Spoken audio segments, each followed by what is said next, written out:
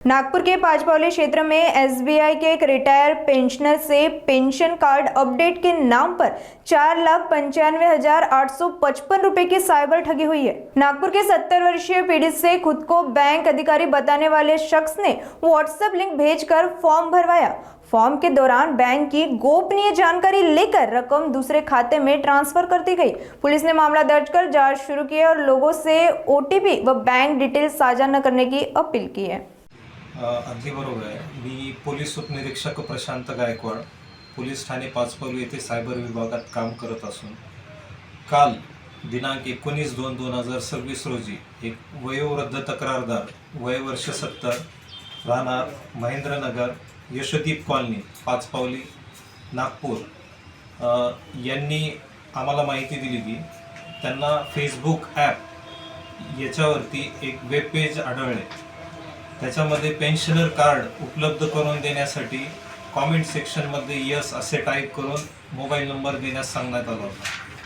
त्यांनी त्याप्रमाणे कॉमेंट सेक्शनमध्ये यस टाईप करून मोबाईल नंबर दिला। दुसऱ्या दिवशी त्यांना व्हॉट्सॲपवरती एक कॉल आला। त्यामध्ये एका अनोळखी व्यक्तीने SBI पेन्शन विभाग यातला प्रतिनिधी बोलत असून त्यांना एक व्हॉट्सॲपवरती लिंक पाठवली।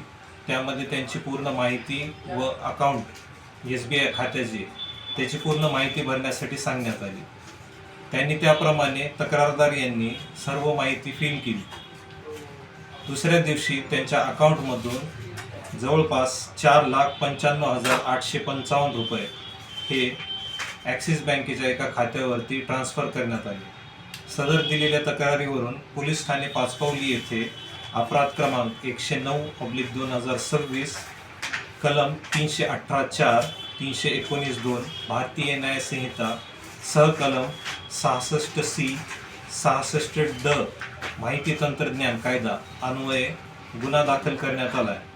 सदर गुन्ह्याचा तपास हे माननीय वरिष्ठ अधिकारी पोलीस उपायुक्त राहुल मदने साहेब तसेच सहाय्यक पोलीस आयुक्त शिवप्रसाद पारवे,